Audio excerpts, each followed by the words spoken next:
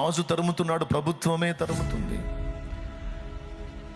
సైన్యం తరుముతుంది. నేను ఎలా తప్పించుకోగలను దేవా అంటే దేవుడిచ్చిన సమాధానం ఏమైందో దూహించండి. దావీదు, నీ జీవితం అంతా తరంబడవు. ప్రస్తుతం తరమబడుతున్నావు. తరుముతున్నారా? తప్పించుకో.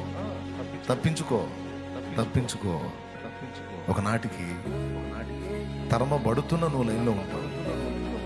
నిన్ను తరిమేవారు అభావులవుతారు. అభావులంటే తెలుసా? శూన్యమైపోతారు. నిన్ను తరిమేవారు శూన్యులైపోతారు. తరమబడుతున్న నీవు రావు. నీ బ్రతుకంతా తరమబడటం ఉండదు.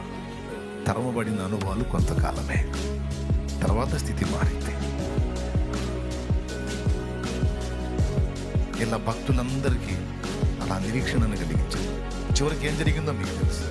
తరమబడిన దావీదు రాజు అయ్యాడు, తరిమిన సౌలు అడ్రస్ లేకుండా పోయాడు.